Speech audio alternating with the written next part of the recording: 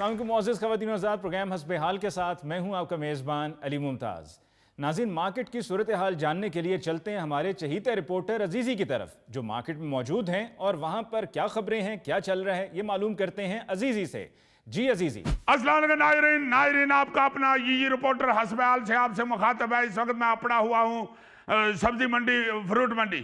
नाज़रीन, आप जानते हैं कि पहाड़ हो या मैदान, समंदर हो या छप्पड़, सब्जी मंडी हो या फ्रूट मंडी, ये हर जगह इस तरह घुस जाता है जैसे सर्दियों में रजाई में ठंडी हवा घुसती है। नाज़रीन, रमज़ान मुबारक का महीना शुरू हो चुका है और महंगाई का जिन बोतल से ऐसे बाहर आ चुका है जैसे बाथरूम से हाथ मुंह धो के तो घरेलू जिन बाहर आता है। नाज़रीन, इस वक्त हर चीज़ के रेटों को इस तरह आग लगी हुई है जैसे ननान की बात सुन के परजाई को आग लग जाती है।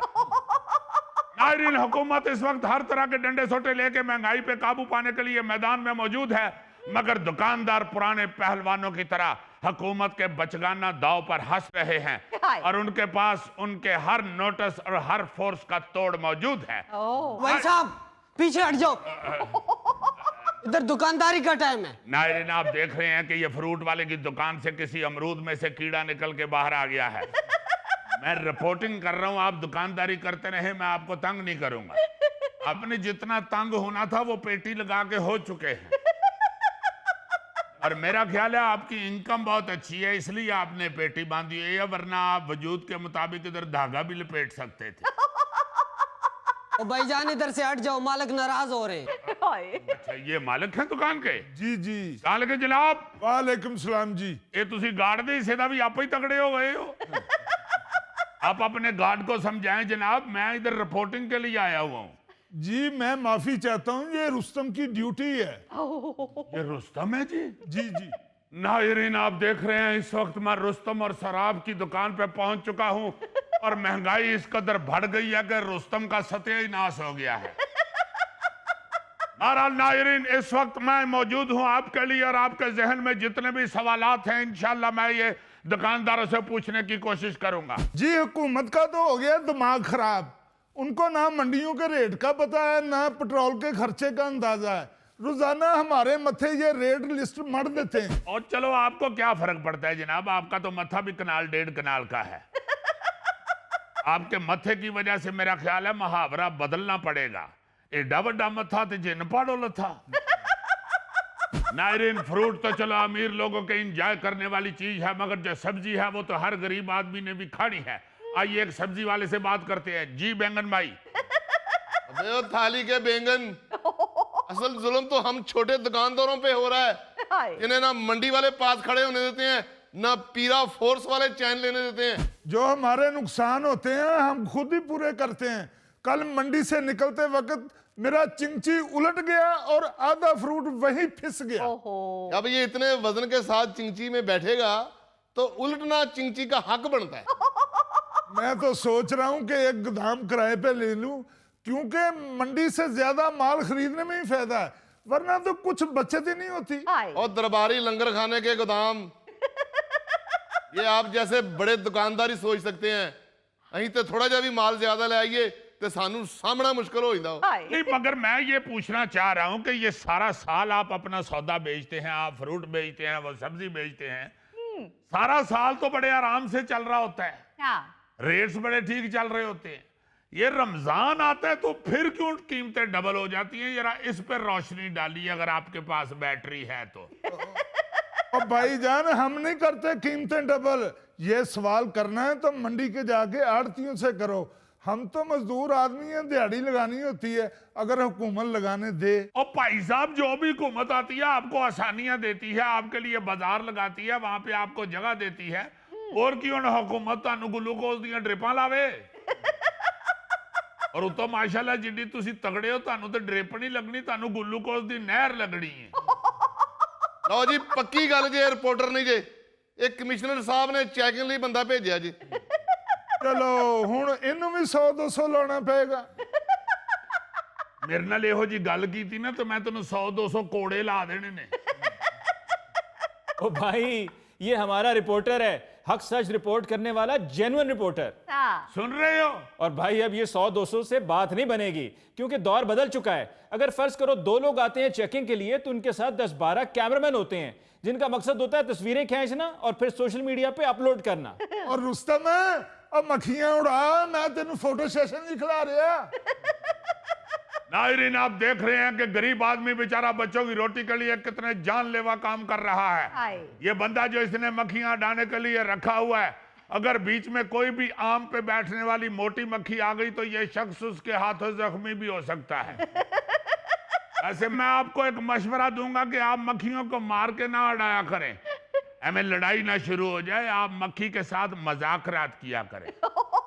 मक्खी को टेबल पे बिठाएं और उससे कहें कि मिस मक्खी, आपकी वजह से मेरा मालिक मुझे नौकरी से निकाल देगा, आपकी बड़ी मेहरबानी, आप कहीं और जाके बैठ जाएं, हमारी फ्रूट की दुकान पे ना आया करें। वो तो तुम मैनू सियाना बयाना लग रहे हैं, लेकिन गल्ला तू शराला खाना ले जानवर वालियां कर रहे हैं। अब भाईजान इधर उधर हो जाओ, जिड्डा महंगा फ्रूट हो गया हुण गार्ड बैंक अगे नहीं खलोना चाहिए, साडी फ्रूट की दुकान अगे खलोना चाहिए। क्या बात है तेरी भाई, ये खजूरा तू 24 कैरेट दियां लाइयां ने। गार्ड की जरूरत तुम्हें किस वजह से पड़ गई है? नाज़रीन, ये बंदा देख रहे हैं कि ये आधा ही तपा हुआ है, मेरा ख्याल है सब्जी वाले की तरफ चलते हैं। वो सब्जी वाले की तरफ चलते हैं। सब्जी वाले ने तेरे वास्ते चाय मंगाई है। भाईजान, आपने मेरे लिए क्या चाय मंगवानी है? आपके माशाल्लाह चेहरे का नूर बता रहा है कि मेहमानों के लिए मंगवाई हुई चाय भी आप खुद ही पी जाते हैं। क्या हाल है आपका? ठीक है। मैं ये पूछना चाहता हूं कि ये क्या होता है, एकदम ये रमजान शरीफ शुरू होता है तो हर चीज का रेट ऊपर चला जाता है, क्यों इतनी महंगी सब्जियां आप बेच रहे हैं? तू ना खा, कहीं जाके मार खा ला, या घर जाके घर वाली को गाला खा ला। अजीजी, मुझे तो ये कोई तुम्हारा पुराना जानने वाला लगता है। इन्हों सी बदो बदी देने हैं सब्जी, रिपोर्टर की जाने अदरक का स्वाद। नाज़रीन, जैसे कि आप देख रहे हैं कि ये भाई साहब बहुत ही तपे हुए हैं, इनसे प्यार मोहब्बत से मैं बात करके देखता हूँ। भाईजान, मैं ये पूछना चाह रहा हूँ कि ये जो बैंगन है, ये पहले आप बेचते थे 70-80 रुपए किलो, रमजान शुरू हुआ है तो साथ ही आप 120 से 150 तक बेच रहे हैं। और यार थले उत्ते हुंदा रहिंदा रेट, रमजान च जरूरत होंदी है लोगों ने, ते महंगी कर देने, एडी केड़ी गल है? नहीं, मगर देखें कि वही बैंगन जो रमजान से पहले 80 रुपए किलो है, आप उसको 150 रुपए किलो, 120 रुपए किलो, 130 रुपए किलो बेचेंगे तो गरीब आदमी खाएगा क्या?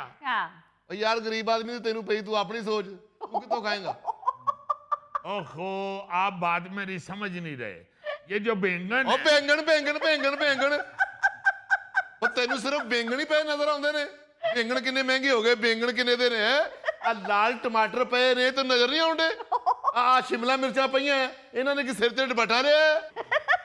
ਇਹ ਹਰੀਆਂ ਕਚੂਰ ਤਾਜ਼ੀਆਂ ਭਿੰਡੀਆਂ ਲੱਗੀਆਂ, ਤੈਨੂੰ ਨਜ਼ਰ ਨਹੀਂ ਆਉਂਦੀਆਂ?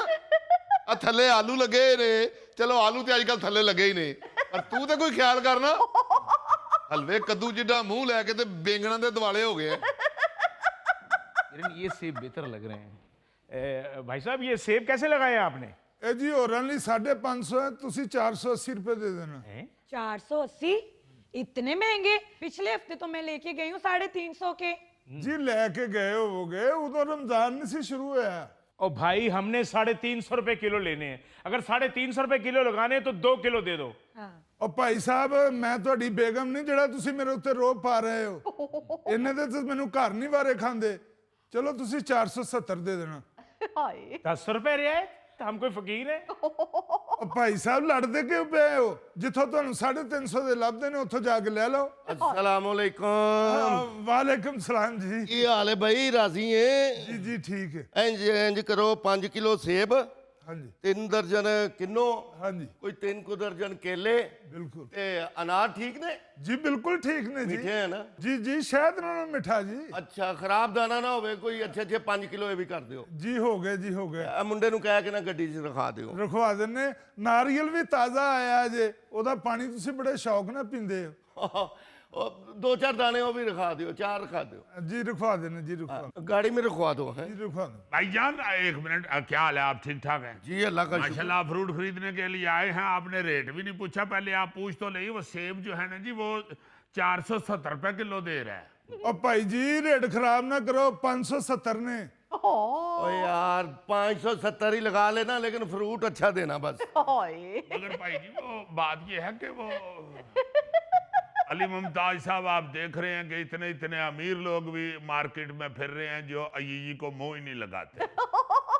अजीजी, तुम्हें चाहिए था कि तुम इनको रोक कर इनसे बात करो, क्योंकि यही वो लोग हैं जिन्होंने मार्केट का सारा रेट खराब किया होता है। अली साहब, जितना वो अमीर आदमी है उसने उसके बाद मुझे शाटा भी कहना था। भाई साहब 350 रुपए किलो लगाने। ਉਹ ਭਾਈ ਜਾਨ ਤੁਹਾਡੇ ਸਾਹਮਣੇ ਮੈਂ 517 ਦੇ ਦੇ ਰਿਹਾ ਤੁਹਾਨੂੰ 470 ਕਿਹਾ ਤੁਹਾਨੂੰ ਨਹੀਂ ਵਾਰੇ ਖਾਂਦੇ ਹੁੰਦੇ ਤੇ ਜਾਓ ਕਿਤੇ ਹੋਰ ਲੈ ਲਓ ਜਾ ਕੇ। आपको भी रेट नहीं करना आता, इसलिए तो मैं साथ आती हूँ। छोड़े इसे, आगे से देख लेते हैं, चलें। एक्सक्यूज मी, आप यार हटो यार, 1 मिनट जरा यार, 1 मिनट। भाई साहब वो जो यार हटो यार, 1 मिनट। ਓਏ ਲੈ ਫਾੜਾ ਇਹਦੇ ਚ ਪਾਈ ਸੇਬ ਤੇ ਚੰਗੇ ਚੰਗੇ ਦਾਣੇ ਪਾਈ। अच्छा जी।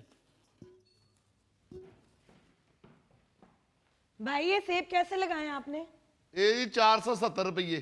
कमाल बात है, इतने छोटे छोटे सेब 470 रुपए, और 470 में तो वो इतने बड़े बड़े सेब दे रहा है। ਉਹ ਭਾਈ ਜੀ ਵੱਡੇ ਹੁਣ ਛੋਟੇ ਹੁਣ ਤੋਲ ਕੇ ਲੈਣੇ ਆ, ਤੁਸੀਂ ਗਿਣ ਕੇ ਲੈਣੇ ਆ। आप 350 रुपए लगा ले भाई। ਉਹ 350 ਤੇ ਸਰਕਾਰੀ ਰੇਟ ਨਹੀਂ ਜੇਗਾ। ओ भाई सरकारी रेट तो 275 रुपए है।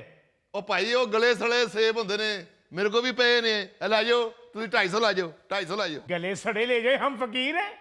हेलो भाई, देने या नहीं देने वो बात की बात है, तमीज से तो बात करें। इस तरह बदतमीजी से बात कौन करता है?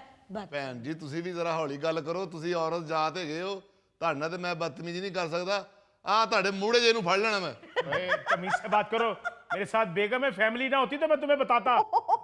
अली मुमताज साहब, आप देख रहे हैं कि किस तरह दुकानदार और गाहक आपस में तू तकरार कर रहे हैं। मगर यार ये रेट जो भी लगाएं, लेकिन गाहकों से तो तमीज से बात करें। जी हाँ, मैं देख रहा हूँ यहाँ पे दुकानदार जो है ये हुकूमत का गुस्सा भी गाहकों पे निकालते हैं। रेट अपनी जगह पे, मगर यहाँ पे बहुत ज्यादा गर्मी सर्दी भी पाई जाती है। ਜਾਨਾ ਇੱਥੋਂ ਕਿ ਨਹੀਂ ਹੈ? ਪਾਂਡਿਆ ਇੱਥੇ ਸਾਨੂੰ ਕਦੋਂ ਦਾ ਮਹੀਨਾ ਵਿਹਲਾ ਬੈਠੇ ਰਹੇ ਆ, ਉਦੋਂ ਨਹੀਂ ਇੱਥੇ ਕੋ ਵੜਿਆ। ਜਦੋਂ ਕੋਈ ਗਾਹਕ ਆਉਣ ਲੱਗ ਪੈਂਦਾ ਉਦੋਂ ਆ ਜਾਂਦੇ ਜੀ, ਕਿੰਨੇ ਵੇਚ ਰਹੇ ਹੋ, ਕਿਤਨੇ ਕਾ ਵੇਚ ਰਹੇ ਹੋ, ਕਿਤਨੇ ਕਾ ਵੇਚ ਰਹੇ ਹੋ। यार आप दुकानदार हैं? ਨਹੀਂ ਜੀ, ਜਰਮਨੀ ਦਾ ਫੌਜੀ ਆ। ਅੱਧਾ ਘੰਟਾ ਹੋ ਗਿਆ ਗੱਲ ਕਰਦੇ ਆ ਤੇ ਹਾਲੇ ਇਹਨੂੰ ਪਤਾ ਨਹੀਂ ਲੱਗਾ ਅਸੀਂ ਦੁਕਾਨਦਾਰ ਹੈ ਕੌਣ ਆ। आप छोड़ें इसे, सामान देखे जो हम लेने आए।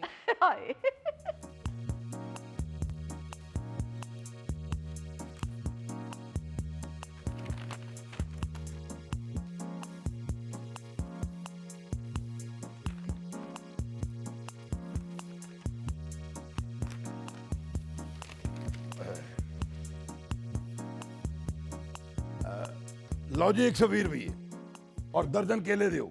ਅੱਛਾ ਕਿਲਾ 350 ਰੁਪਏ ਦਰਜਨ ਨੇ। और भावे हो ए रेट रिश्ते लिखे है 120 रुपये केला और मैं 120 रुपये ही लेने ने। ਉਹ ਭਾਈ ਜੀ ਜਿੱਥੋਂ ਮਿਲਦਾ ਉੱਥੋਂ ਜਾ ਕੇ ਲੈ ਲਓ। बदतमीजी क्यों करन डे हो?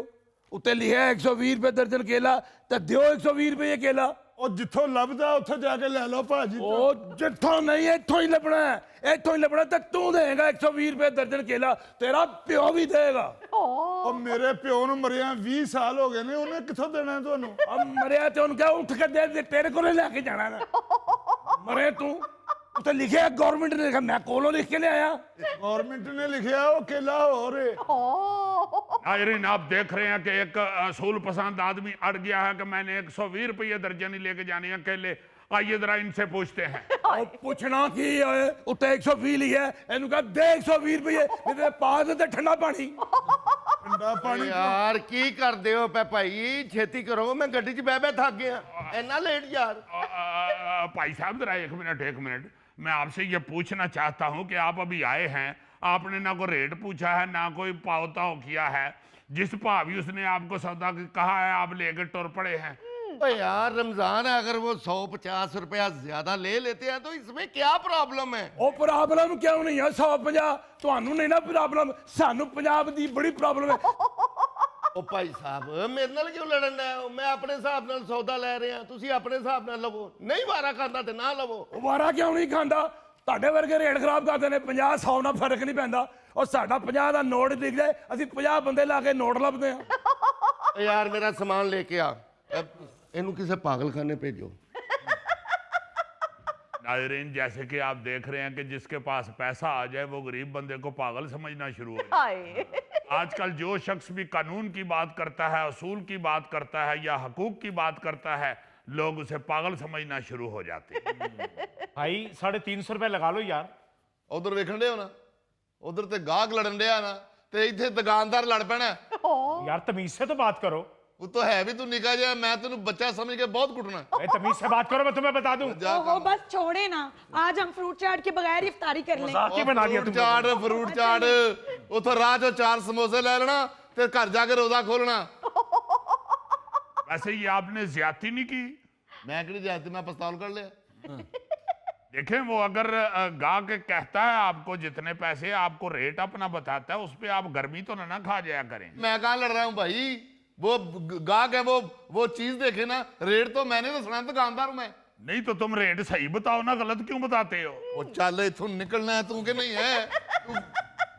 चलो की लिखे है की लिखे है 120, आगे की लिखे है की लिखे है केले केले ना जाना हमें छोड़ कर तुम, तुम्हारे बिना हम भला क्या जिएंगे, अकेले ना जाना। अच्छा गालन दे उत्थे बाहर खलोवो, जो 350 इकट्ठा हो जाएगा ना, फिर आके केले ले जाना। अबे ये थे ही भाई 5 मुंडे ने मेरे जवान लेके आना मैं। वो अपने 5 मुंडे लेने के लिए गया है। चाय अपने भी नहीं। 5 से 4 9 बदमाश आ रहे हैं आपको कुटने के लिए। रुस्तम है, तेरे लड़न दा टाइम आ गया ही। नाज़रीन, रमज़ानुल मुबारक में रेट लिस्ट को लेकर दुकानदार और गाहक इसी तरह से लड़ते रहते हैं। इस मौके पे हम लेते हैं एक ब्रेक, मिलते हैं ब्रेक के बाद। कोई बात नहीं, मैं इसे जिगर दे देती हूँ। जान तो पहले ही मैंने इसको दे दी हुई है, जिगर भी दे देती हूँ। अब क्या रह गया मेरे पास?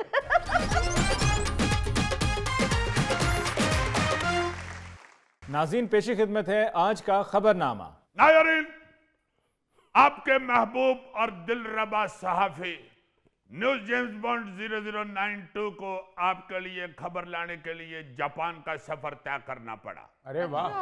मगर वहां पहुंच के जब मुझे खबर मिल गई तो मुझे वापस आते हुए देर इसलिए हो गई कि मैं सड़कों सड़की वापस आया। झूठ, सफेद झूठ, काला झूठ।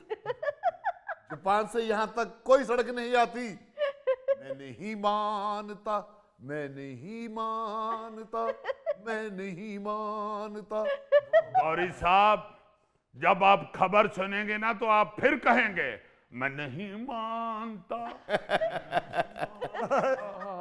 गाना गाते हुए गौरी ऐसे लगता है जैसे तितर को शरला बजा हुआ है। खबर कुछ यूं है जी। जापानी शहरी ने ओसाका शहर में वाटर सप्लाई सिस्टम को बेहतर बनाने के लिए 21 किलोग्राम सोना अतिया कर दिया। जापान के मुख्तलिफ शहरों में सीवरेज पाइपलाइनों में खराबी की वजह से सड़कों पर गड्ढे पड़ने के वाकयात बढ़ रहे हैं, जिसकी वजह से इस शख्स ने $36 लाख या 1 अरब रुपए का सोना अपने शहर को अतिया कर दी। क्या बात है, वाह वाह वाह वाह। हुण पता लगा जी कि लोग किस तरह तरक्कियां करते हैं। वैसे टेक्निकल वजह जो मुझे समझ आती है वो ये है कि जापान में किसी की नाक इतनी लंबी नहीं कि वो किसी काम में अड़ा सके। जेम्स बॉन्ड, काश वो बंदा वांडो में होता। हुण सुनाओ जी। ओ भाई जी 21 किलो सोना है, 21 किलोग्राम जिड्डा को वंड होए तो 5 तोले नाल ठीक हो सकता है। असल में बात पता है क्या अली मुमताज साहब जी, आई एम सॉरी। नहीं। अमान से इस तरह की खबर पढ़ के न्यूज़ जेम्स बॉन्ड सैड हो जाता है। तरक्की की वजह ही उन लोगों की ये है कि उन लोगों में इस बात का एहसास है कि अगर हमारे पास पैसा है तो उस पे सबसे पहला हक उनके मुल्क का या उनके शहर का है। और हमारे यहाँ आम लोगों को तो छोड़ो, हुकूमत के पास भी जो पैसा होता है ना, हुकूमतें सोचती हैं कि सब तो पहला हक साडा है, जे साडे कोलों बच गया तो फिर बाहर ले जाएंगे। देखो ना जरा, आपको पता चले कि ये क्या सिस्टम कैसे काम करते हैं। ओसाका जापान का तीसरा बड़ा शहर है अच्छा और वहां का वाटर सप्लाई सिस्टम अपनी मुद्दत पूरी कर चुका है सही जी। जी जी वहां 2024 में पानी के पाइप लीक होने और सड़कों पर गड्ढे पड़ने के 90 से ज्यादा केस रिकॉर्ड किए गए थे। अच्छा पिछले साल टोक्यो में एक ट्रक और टैक्सी येलो कैब हाँ जी एक ऐसे ही गड्ढे में गिर गई थी, ओहो जिससे एक ड्राइवर हलाक हो गया था। उसके बाद इंतजामिया ने सोचा कि बंदे मरने शुरू हो गए हैं, इसलिए नए पाइप डाल दिए जाएं, जी क्योंकि सड़कों पर गड्ढे पड़ने के वाकयात बढ़ रहे हैं। लेकिन बजट ना होने की वजह से काम दरमियान में ही रोका हुआ था। अच्छा लो जी, ओसाका शहर की इंतजामिया ने अपनी आवाम से अपील की तो इस बंदे ने 21 किलोग्राम सोना डोनेट कर दिया। वाह उसके पास पड़ा हुआ था, बीवी भी ओदी तलाक लेके चली गई। ਉਹਨੇ ਸੋਚਿਆ ਮੈਂ ਤੇ ਕੋਈ ਨੱਕ ਦਾ ਕੋਕਾ ਬਣਵਾਣਾ ਨਹੀਂ, ਨਾ ਹੀ ਮੈਂ ਕੋਈ ਕੰਗਣ ਬਣਵਾਣੇ ਨੇ, ਤੇ ਚਲੋ ਲੋਕਾਂ ਦਾ ਹੀ ਭਲਾ ਹੋ ਜਾਵੇ। हाय वैसे तो पाकिस्तान में भी ऐसे बेशुमार लोग मौजूद हैं जो हर वक्त अपने मुल्क के लिए, अपने लोगों के लिए अपना सब कुछ अतिया करने के लिए तैयार रहते हैं, हाँ जी बिल्कुल लेकिन उन्हें सिस्टम पर इतना यकीन नहीं होता जितना होना चाहिए। हाँ ਉਹ ਫਿਰ ਕਹਿੰਦੇ ਨੇ ਕਿ ਨਹੀਂ ਭਾਈ ਜੀ ਐਵੇਂ ਇਹਨਾਂ ਨੂੰ ਪੈਸੇ ਦਿੱਤੇ ਤੇ ਖਾ पी जान। बिल्कुल आपको पता ही होगा कि पाकिस्तान टेलीविजन के नामवर मेजबान जो फनकार थे तारक अजीज साहब, जी जी उन्होंने अपने सारे असासे मुल्क के नाम करने की वसीयत की हुई थी और वो ये ऐलान करके दुनिया से रुखसत हुए हैं कि मेरा सब कुछ मेरे मुल्क के नाम होगा। अरे वाह, भाई उनके पास बेशक थोड़ी सी जायदाद थी, मगर उन्होंने एक दलेरी तो की ना, एहसास तो किया ना। हाँ जी तो बिल्कुल यहाँ तो बहुत बहुत अमीर लोग हैं जो मुल्क के लिए कुछ ना कुछ करना चाहते हैं, मगर बाखुदा डरते हुए नहीं करते। ये कुछ दिन पहले चीन से एक अजीबोगरीब अतिया करने की खबर आई थी, जी जहां शकरकंदी के एक काश्तकार ने एक बीमार खातून के इलाज के लिए 50 टन शकरकंदी अतिया कर दी। 50 टन शकरकंदी उन्हें अगाई सी। वो खतून ने इलाज के लिए बेचारी ने पैसों की अपील की। उन्हें कहा 50 टन शकरकंदी हुई है की फसलों लो ते बेच के इलाज करा लो। वाह यार हैरान कौन, ये क्या खबर है भाई? यार एक चीनी शहरी है जिसका नाम है जिया चांग लोंग, अच्छा उसकी बीवी को कैंसर हो गया हुआ है और उसके पास इलाज करवाने के पैसे नहीं है। जी डॉक्टरों ने उसकी बीवी को बोन मैरो ट्रांसप्लांट तजवीज किया था, जिस पर 4 लाख युआन खर्चा आना था। इसलिए जो वो लॉन्ग साहब थे उन्होंने दोस्त अहबाब के साथ साथ सोशल मीडिया पर भी वीडियो लगा दी कि कोई मेरी मदद करना चाहता है तो मुझे बड़ी खुशी होगी। इसके साथ साथ उस बेचारे ने ना जी खुद भी पैसे इकट्ठे करने के लिए एक सड़क के किनारे शकरकंदी का ठेला लगा लिया। अच्छा बस फिर ये शकरकंदी का जो काश्तकार था, बहुत बड़ा फांग उसका नाम है, हाँ उसने 50 टन शकरकंदी अतिया कर दी। क्या बात है। ये लो भाई बेच के बीवी का इलाज करा लो। क्या बात बहुत बहुत तगड़ा बंदा पड़ा हुआ है जी और बड़ा प्यार करने वाला। है जेम्स बॉन्ड, उसकी सारी शकरकंदी बिक गई है या कुछ पड़ी हुई है? आप साहब सारी बिक गई है, जड़ों वाली पड़ी हुई है। यार कैसा लालची आदमी है, देखो अतिये की शकरकंदी पे भी इसकी नजर है। यार मैं तो दुआ करना चाहता हूँ कि उसकी सारी शकरकंदी बिक जाए और उसकी बीवी का इलाज हो जाए। ये ठीक बात है, आई एम सॉरी। अच्छा जी, 2024 में न्यूयॉर्क की एक retired professor Einstein college of medicine को उसने $1 अरब अतिया कर दिए थे। अच्छा एक प्रोफेसर ने आइंस्टाइन कॉलेज ऑफ मेडिसिन को $1 अरब अतिया किए वाह जी ताकि वहां मुस्तहिक स्टूडेंट्स की फीस माफ की जा सके। अच्छा ये किसी भी तालीमी अदारे को दिए गए अब तक के सबसे बड़े अतियात में से एक है। वाह बहुत वड्डा अतिया है हाँ ना, जी। देखो ना जरा $1 अरब। ओए ओए ओए ओए ओए, मैं सोच रहा हूं कि इहदे कोल आए कित्थों। यार ये तो तुम्हारी सोच है ना कि एक बेचारे प्रोफेसर की क्या तनख्वाह होगी। अरे भाई वहां पर इस प्रोफेशन को बड़ा बाइज्जत प्रोफेशन समझा जाता है और बड़ी बड़ी तगड़ी फैमिलीज के लोग इस प्रोफेशन में हैं। I am sorry, it's okay. आज मुझे लग रहा है कि मुझे ज्यादा सॉरी ही करनी पड़। अच्छा जी, सास बहू के अलावा दुनिया का सबसे औखा रिश्ता सौकन या सौतन का होता है, हाँ जी। जिसमें एक दूसरे को पानी का गिलास भी नहीं पूछती, बल्कि एक दूसरे के जूंडे पूटने के लिए तैयार होती। लेकिन 2025 में एक सऊदी खातून ने अपनी सौतन को ट्रांसप्लांट के लिए जिगर अतिया करके ये रिकॉर्ड भी बदल दिया। ताइफ शहर की ये खातून, उसने अपने शौहर की शदीद बीमार दूसरी बीवी को अपना 80% जिगर अतिया करके मोहब्बत की नई मिसाल कायम कर। क्या बात, वाह वाह वाह। उसने कहा लड़ाई अपनी जगह, मगर कोई बात नहीं, मैं इसे जिगर दे देती हूँ। जान तो पहले ही मैंने इसको दे दी हुई है, जिगर भी दे देती हूँ, अब क्या रह गया मेरे पास। यार दाद देने की बजाय तुम उसका मजाक उड़ा रहे हो। I am sorry. फिर सॉरी। मेरा ख्याल है 30-40 सॉरियां मैं पहले ही ना वंड दे। जेम्स बॉन्ड जो ज्यादा सॉरी करता है ना, उसका दिल साफ होता है। बहुत शुक्रिया, तुम हो ही बहुत प्यारे। सुना आप लोगों ने? सुना क्या कहा जेम्स बॉन्ड ने? यार उसने प्यारा कहा है, मगर कोई बात नहीं, उसने सॉरी पहले ही बांट दी है। अच्छा, ये तो हो गई मोहब्बत की मिसाल। अब आपको एक चलाकी या जुल्म की मिसाल भी सुना देता हूँ इसी तरह की। अफ्रीकी मुल्क चाड के एक जालिम इंसान ने गर्लफ्रेंड से शादी का वादा करके अपनी बहन को जिगर का अतिया दिलवाया, और जब उसकी बहन सेहतमंद हो गई तो उसने गर्लफ्रेंड छोड़ दी, जिस पर गर्लफ्रेंड ने धोखाधड़ी का मुकदमा दर्ज करवा दिया।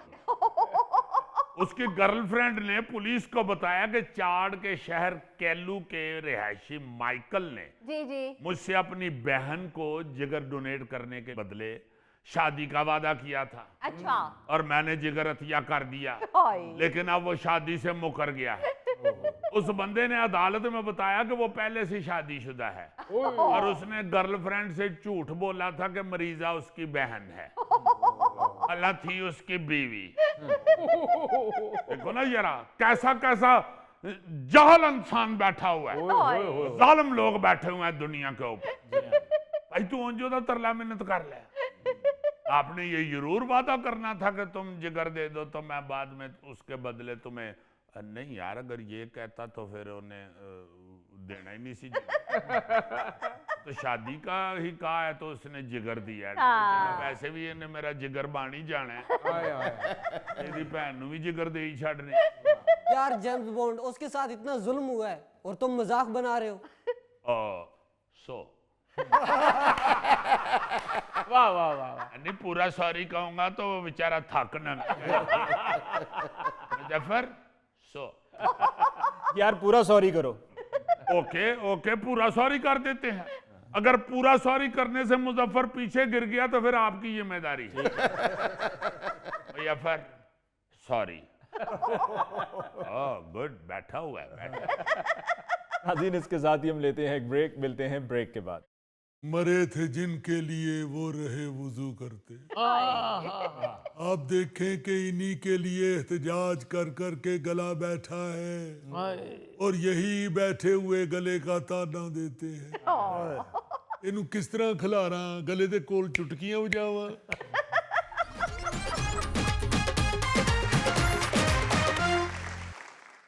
नाज़रीन, पंजाब हुकूमत ने 23 फरवरी से सरकारी स्कूलों के असातिज़ा के लिए स्याह रंग के गाउन पहनना लाजमी करार दे दिया है। इस पर असातिज़ा की क्या राय है, आइए जानते हैं। अली मुमताज साहब जी, मैं माफ़ी चाहता हूँ, ये आप राय जानना चाहते हैं, कोई ये इलेक्शन नहीं हो रहा या कोई रेफरेंडम नहीं हो रहा। भाई राय जाननी हो तो एक्शन से पहले जानते हैं, बाद में तो फिर सिर्फ रिएक्शन ही होता है। और मजीद साहब को तो रिएक्शन होता भी बहुत जल्दी है। ये इनकी आवाज रिएक्शन से ही बैठी हुई है। ओहो, किसी मेडिसिन का रिएक्शन हुआ है जी? नो, गुलगोटू बेर बहुत खाते रहे हैं, ये उसकी वजह से गला बैठा हुआ है। मैं माफ़ी चाहता हूँ शम्मत साहब, आपने इंतहाई फजूल बात की है। इस वक्त आप मुझे टीचर नहीं बेर बेचने वाले लगे। वाह रे वाह। भाई बात ये है कि मैं अपने असातिज़ा के हकूक़ के लिए लीड करता हूँ। जी हर एहतजाज मैंने लीड किया है वाह और वहाँ अल्लाह के फजल से पहली सफ में खड़े होके नारे लगाए हैं, जिसकी वजह से मेरा गला बैठ गया है। अली साहब, आप तो जानते हैं कि हर हुकूमत ने असातिज़ा की बड़ी इज्जत की है। वाटर कैनन के साथ जहाज की तरह इनका इस्तकबाल किया है और हर हुकूमत ने इनको तोपों की सलामी दी है, जिसमें से आंसू गैस के गोले बरसाए गए हैं। हाय ये आंसू गैस की वजह से मेरा गला बैठ गया है। नहीं जी, वाकई टीचर के हकूक के लिए बड़ी खिदमत है मजीद साहब की। अच्छा या मैं 100 रुपया महीना स्पेशल अनाउंस भी इन्हीं की वजह से मिला था। उसी 100 रुपए की मैंने कमेटी डालकर पहला मोबाइल खरीदा था। ओ भाई, मैंने स्याह गाउन के ड्रेस कोड पर आपकी राय मांगी थी, आप लोगों ने और ही बात शुरू कर दी है। हाय अली मुमताज साहब, मैं तो अल्लाह का शुक्र अदा करता हूँ कि मैंने आपकी भाभी का जो बुर्का था वो दे के बर्तन नहीं ले लिए। अब मैं उसी इंशाल्लाह बुर्के को धुला के सूखने डाल आया हूँ। सोमवार को मैं तो वही बुर्का पहन के तो आगे से बटन खोल के चला जाऊंगा। कोई बात नहीं है, मैंने भी अपनी बेगम से कहा अभी अपना बुर्का ढूंढ के रख। हाय वो भाभी बुर्का ढूंढ भी लें तो कोई फायदा नहीं आपको। क्यों? भाभी का माशाल्लाह कद 6 फुट का है, आप इतने से हैं। आप तो स्कूल में बुर्का पहन के गिरते फिरेंगे, कभी इधर गिर गए, कभी उधर गिर गए, कभी उधर। वैसे मुझे समझ नहीं आई, हुकूमत को बैठे बिठाए अचानक क्या शौक चढ़ा है हमें गाउन पहनाने का। हाय और हर एक को सूट भी नहीं करता। मिर्जा साहब ने अगर गाउन पहन लिया तो ये तो वांडो के सुपरमैन ही लगेंगे। भाई बात ये है कि टीचर्स ने भी तो हद कर दी है। जो हाथ में आता है वो पहन के स्कूल आ जाते हैं, कभी जीन्स पहन के आ जाते हैं, कभी बड़े बेटे की शर्ट पहन के आ जाते हैं, उसके ऊपर कार्टून बने होते हैं। स्टूडेंट्स ब्लैक बोर्ड पर तवज्जो देने की बजाय उस्ताद के शर्ट के कार्टून की तरफ देख रहे होते हैं। मेरा ख्याल है कि हुकूमत ने टीचर्स को एक शनाख्त देने की कोशिश की है। जी हाँ। ये कौन सी शनाख्त है मजीद साहब? सारे टीचर जब गाउन पहन के जाएंगे तो लगेगा ही नहीं ये स्कूल है, लगेगा हैरी पॉटर फिल्म की शूटिंग हो रही है। लेकिन आगे गर्मियां आ रही हैं, गर्मियां, और मुझे तो इतनी गर्मी लगती है, मेरा दिल करता है मैं बनियान पहन के जाऊं। मैं माफी चाहता हूँ इश्तियाक साहब, आपने स्कूल जाना है, दूध दही की दुकान पे नहीं जाना। वैसे भी जब ज्यादा गर्मियां आती हैं तो स्कूल से छुट्टियां ही हो जाती है। हाँ जी और हुकूमत कौन सा कह रही है कि आपने 24 घंटे गाउन पहन के ही फिरना है। जब आपको गर्मी लगे तो आप गाउन उतार के हवा लगवा लीजिएगा। आप तो माशाल्लाह जहां बैठे हो वहां सिर्फ आपको ही हवा लगती है, बाकियों की तो हवा बंद हो जाती है। हुकूमत ने सिर्फ गाउन का नहीं कहा है, हुकूमत ने यह भी कहा है कि अब असातिज़ा को बंद शूज पहनना होंगे, यानी कि ये कैंची चप्पल पहनना बंद, और इदारा सरबराहान को रोजाना की बुनियाद पर यह यकीनी बनाना होगा कि इस पर अमल दरामद हो रहा है। अली साहब खुस्सा चल सकता है कि नहीं? क्योंकि मजीद साहब बंद जूते पहनते हैं तो इनको ठेडे लगते हैं। ओए यार, मेरी तो समझ में नहीं आ रहा, हमने क्लास में जाके पढ़ाना है या बच्चों को गाउन और जूते दिखाने हैं? हाय मुझे तो ये सदमा खाए जा रहा, मैं गाउन पहन के साइकिल चलाऊंगा, कहीं गाउन चैन में ना फंस जाए। भाई मिर्जा साहब, बात ये है कि मैं तो इस चीज की हमायत करूंगा। देखें, बंद जूते पहने हो, ऊपर गाउन पहना हो तो टीचर जिम्मेदार शख्स लगता है। हाँ जी आप याद करें जब शुरू में हम मुलाजमत में आए थे तो ज्यादातर टीचर सर पे जना कैप रखते थे, एक मोअज़्ज़ज़ शहरी नजर आने के लिए। नहीं अब हम पूरे स्टाफ में से सिर्फ ये इश्तियाक साहब ही जना कैप पहनते हैं। हम लोग पहले समझते थे कि शायद ये गंजे हैं इसलिए जिनाह कैप पहनते हैं। हमने एक दिन चेक करने के लिए इनकी जिनाह कैप उतरवाई तो ये वाकई गंजे थे। मगर मसला तो है गाउन का। जी हाँ। इश्तियाक साहब के साइज का गाउन कैसे बनवाएंगे भाई? तो मुजफ्फर साहब दे दें ना अपना कपड़ा इश्तियाक साहब को। मुजफ्फर साहब का गाउन ते हाथ वाले रुमाल ना भी बन जाएगा। मुअज़्ज़िज़ असातिज़ा इकराम, ये छोटे छोटे मसाइल हल हो जाएंगे। तो जनाब इश्तियाक साहब कोई छोटा मसला नहीं है। चले अगर ये हुक्म जारी हो गया है तो फाबे, मगर मैं ये कह रहा हूँ कि हुकूमत सिर्फ अपने ही मामला देख रही है, अपने ही अहकामात जारी करते जा रहे हैं। भाई हमारा जो तनख्वाहें बढ़ाने का मसला है, जो पेंशन का मसला है, जो हमारे अलाउंसेस का मसला है, उसकी तरफ भी तवज्जो दें, जिसके लिए हम कई दफा एहतजाज कर चुके हैं, कई दफा हम स्ट्राइक कर चुके हैं, कोई सुनता ही नहीं। बिल्कुल ठीक कह रहे हैं मजीद साहब। भाई टीचरों को अगर रोल मॉडल बनाना चाह रहे हो, हुकूमत जो हमें रोल रही है वो रोलना तो बंद करे। बहुत रुल चुके हम। क्या रुल गए आप? क्या आपको मैं रुला हुआ नजर नहीं आ रहा? बिल्कुल नहीं, मुझे तो आप बड़े प्यारे लग रहे हैं। तो भी अब पूरे शो में मैं नहीं बोलूंगा। हजूर मैं माफी चाहता हूँ, रुला हुआ शख्स ऐसा ही होता है, इसके आगे तो बर्बाद हो जाता है। जी साहब, इससे सस्ती सिर्फ खामोशी। भाई बात ये है अपना अली मुमताज साहब जी फरमाएं। हमारी तो जो तनख्वाहों में कटने वाले टैक्स में रिलीफ थी जी वो भी हुकूमत ने इस साल ये कह के बंद कर दी है कि IMF वाले नहीं मानते। भाई जो हुकूमत ने काम करना होता है उसके लिए 1000 रास्ते बना लेते हैं। जी हाँ। जो नहीं करना होता वो किसी और पे डाल के तो इनकार कर देते हैं। चलिए आहिस्ता आहिस्ता बेहतरी लाने की कोशिश कर रहे हैं। भाई सारी कोशिशें बेवकूफों वाली नजर आ रही हैं। भाई हम तो वैसे ही खामोश हो गए हैं, वरना ये जो ड्रेसेस और जूते और ये वो अहकामात जारी किए जा रहे हैं। जी जी आप मुझे बताए इंसान का वकार जो है वो ये ड्रेसेस से होता है या किरदार से होता है?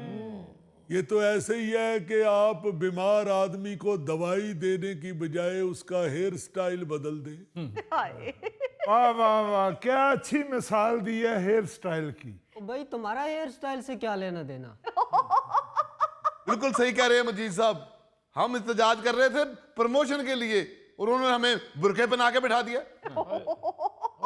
यार आपको क्यों इतना गुस्सा चढ़ रहा है? यार मैं गॉन पहन के गया स्कूल, अगर बच्चों ने शोर मचा दिया बहू बहू बहू, बच्चे कहेंगे मैथ पढ़ाने आए हैं या जादू सिखाने आए हैं। यार वाकई आपने तो तवज्जो खुद दिला के हमारी आंखें खोल दी। बड़ी खुशी हुई मजीद साहब, आपकी आंखें खुल गई। अल्लाह करे आपका गला भी खुल जाए। हद हो गई है, मरे थे जिनके लिए वो रहे वुजू करते। आप देखें कि इन्हीं के लिए एहतजाज कर कर के गला बैठा है और यही बैठे हुए गले का ताना देते हैं। इन्हू किस तरह खिलारा, गले दे कोल चुटकियां बजावा या हवा भरन वाले पंप दा पाइप कान च रख के ते बच्चे नू कवा पुत्र शुरू हो जा। आप ये देखें अली साहब, हर सूबे में आपको एक ही मखलूक एहतजाज करती हुई नजर आएगी और उसका नाम है उस्ताद। तो और क्या, कहीं तनख्वाहों की अदम अदायगी का मुतालबा, कहीं कॉन्ट्रैक्ट बेस पे भर्ती हुए असातिज़ा का मुस्तकिल कॉन्ट्रैक्ट के लिए एहतजाज, और किसी जगह पे आप देखें कि प्रमोशन का रोना रोया जा रहा है मगर सुनने वाला कोई नहीं है। यार मुझे तो कुछ समझ ही नहीं आ रही। यार आप फिर रिजाइन दे के निकल जाएं। आप हर बात भी कह देते हैं मुझे कोई समझ नहीं आ रही। भाई ये सीधी सी बात है, इसमें से कौन सी ऐसी रॉकेट साइंस है? अब देखें तो सही, असातिज़ा बेचारे किस कदर मेहनत कर रहे हैं। और ये मुजफ्फर साहब, बाखुदा जब मैं इनको दरख्त के नीचे क्लास पढ़ाते हुए देखता हूँ तो मेरा रोना निकल जाता है कि देखे दरख्त के ऊपर बैठने वाली चीजें बेचारी दरख्त के नीचे मेहनत कर रही हैं। नाज़रीन, इसके साथ ही हम लेते हैं एक ब्रेक, मिलते हैं ब्रेक के बाद। ठीक होने के बाद क्या कह रहे हैं, मुझसे ले जाए कोई मेरा असा, वाह जी वाह, चाल मजबूत हो गई है अभी। वाह वाह जी, मुझसे ले जाए कोई मेरा असा, चाल मजबूत हो गई है अभी। मुझ पे आने लगा है फिर से शबाब, वाह, दिल में फिर खलबली मची है।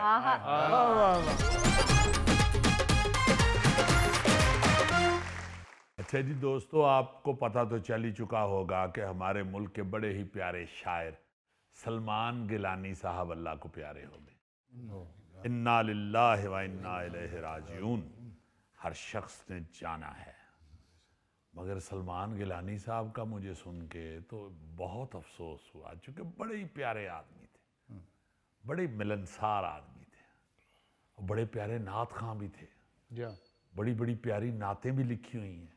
वैसे तो चूँकि वो मज़ाहिया शायर ज़्यादा मशहूर हुए थे, क्योंकि यहाँ टेंशन का जो दौरा है, हर तरफ टेंशनें खिल रही हुई हैं, इसमें मज़ा चूँकि लोगों को याद रहता है, पसंद करते हैं, हाँ जी, तो उनकी मज़ाहिया शायरी ही ज़्यादा पॉपुलर हुई।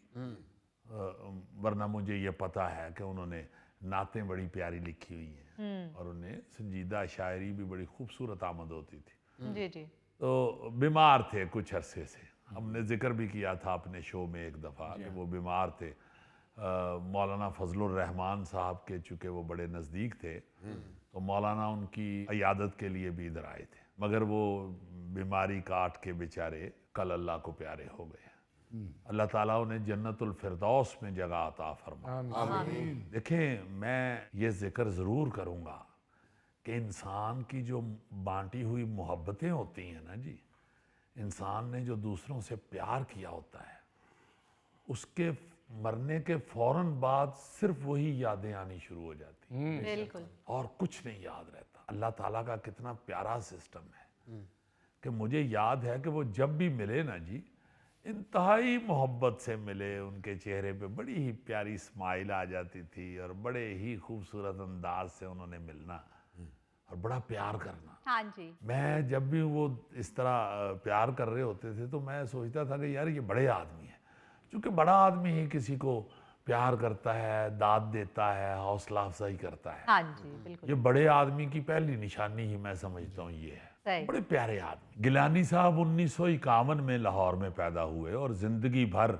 अदब, मज़हब और समाजी मसाइल पर अपना कलम इस्तेमाल करते रहे। जी, अच्छा, आम तौर पर जैसे मैंने बताया कि लोग मज़ाहिया शायरी उन्हें समझते थे, लेकिन वो अपनी असल शनाख्त शायर ख़त्म नबूवत को ही समझते थे। वाह, ये क्या है, ये बहुत से लोगों को नहीं पता।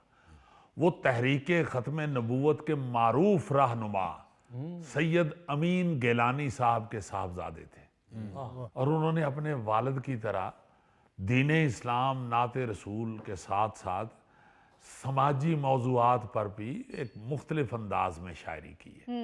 अच्छा, ये भी सबको मालूम है कि ज़्यादातर वो तरन्नुम से सुनाते थे जी जी, अपना कलाम, और बड़ी बरजस्ता मज़ाहिया शायरी होती थी उनकी, बड़ा तंजिया कलाम होता था। जी, और सिर्फ पाकिस्तान में ही नहीं, हर चैनल पे नज़र आए हैं वो, हर मुशायरे में नज़र आए हैं, सिर्फ पाकिस्तान में ही नहीं जी, बल्कि बैरून मुल्क भी मुशायरों में शिरकत करते रहे और नात और ख़त्म नबूवत के मौजूआत पर अपने ख़यालात का इजहार भी करते थे। वाह जी वाह, और बड़ी सादा मिजाज और नेक सीरत, साफ गो और पुरकशिश शख्सियत के मालिक थे। जी, पाकिस्तान में उनका शुमार जो है वो बड़े अच्छे शुअरा में होता है, जिन्हें लोग शौक से सुनते और ज़ौक से पढ़ते हैं। बेशक। बड़े ही खूबसूरत शेर उनकी एक नात के मैं आपको सुनाता हूँ, आपको बड़ा मज़ा आएगा। वाह वाह वाह।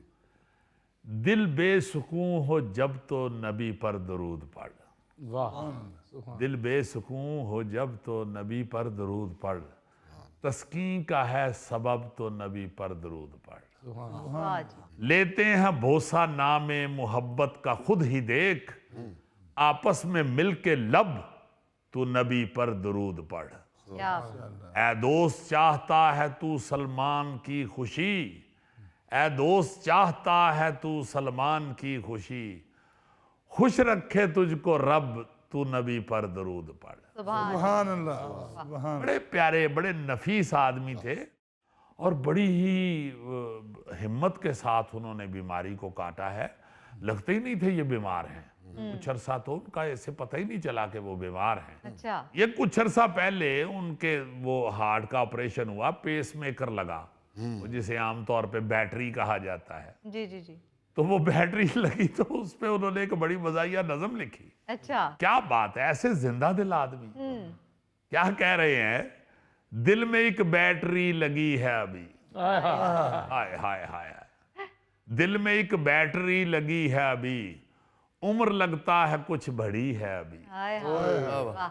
बुझ रहे थे चिराग आंखों के, वाह रोशनी उनमें जाग उठी है अभी। वाह जी वाह। कहते हैं कि कार्बन साफ हो गया दिल का, कार्बन साफ हो गया दिल का, कार्बन सांस दौड़ती है अभी। क्या हाय हाय। वाह जी। कार्बन साफ हो गया दिल का, कार्बन सांस दौड़ती है अभी। अभी हर तरफ रंग और जलवे हैं, आहा।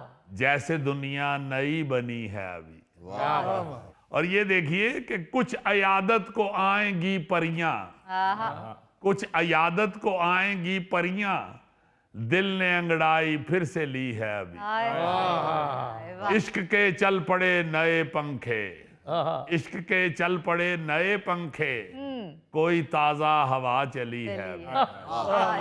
वो गुलाम अली साहब ने गजल गाई है ना जी, नासिर काज़मी साहब की, दिल में एक लहर सी उठी है अभी, कोई ताजा हवा चली है अभी। कहते हैं कि इश्क के चल पड़े नए पंखे, कोई ताजा हवा चली है अभी। वाह जी वाह। वो आदमी बीमार होता है तो छड़ी पकड़ के चलना शुरू हो जाता हाँ है। जी हाँ जी सर। तो ठीक होने के बाद क्या कह रहे हैं, मुझसे ले जाए कोई मेरा आसा, वाह जी वाह। चाल मजबूत हो गई है अभी। वाह वाह जी। मुझसे ले जाए कोई मेरा आसा, चाल मजबूत हो गई है अभी।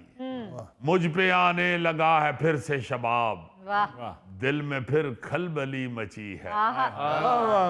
तो जिंदा दिल आदमी ऐसी बातें कर हाँ सकते हैं ना जी, कि बिल्कुल। बीमारी के भी मजे ले रहे हैं। जी। कुश्ताए शौक बन चुका था जो दिल, कुश्ताए शौक बन चुका था जो दिल, उसमें कुश्ती सी हो रही है। आ गया फिर बहार का मौसम, शाखे उम्मीद भी हरी है अभी। अच्छे लगने लगे जवां चेहरे, ऐसा लगता है कम सिनी है अभी। क्या बात, अच्छे लगने लगे जवां चेहरे, ऐसा लगता है कम सिनी है अभी। मेरी शोखी पे लड़कियां खुश हैं, आहा। मेरी शोखी पे लड़कियां खुश हैं, सिर्फ बेगम ही चिड़चिड़ी है अभी। जाके चाहत से सीखो सुर संगीत, हाय। जाके चाहत से सीखो सुर संगीत, मेरी आवाज बेसुरी है अभी। भेज के दिल रहे, जाके चाहत से सीखो सुर संगीत, मेरी आवाज बेसुरी है अभी। ये देखिए कि क्या शेर है, इसको सलमान दायरे में रख, इसको सलमान दायरे में रख, दिल की धड़कन शरारती है। यार ये तो वाकई बड़े जिंदा दिल आदमी थे जो बीमारी में इतने मजे ले रहे थे। हाँ जी हाँ जी हाँ जी, इंतहाई प्यारे, इंतहाई खूबसूरत शख्सियत के मालिक। सबके लिए दुआ करते हैं, और रमज़ान का महीना है, रमज़ान के महीने में गए हैं। अल्लाह ताला सलमान गिलानी साहब को जन्नतुल फिरदौस में बड़ा आला मुकाम अता फरमाए। आमीन। नाज़रीन, इसके साथ ही आज के प्रोग्राम हस्बे हाल का वक्त खत्म हुआ चाहता है। अपने मेज़बान अली मुमताज़ को दीजिए इजाज़त। अल्लाह ने के बान।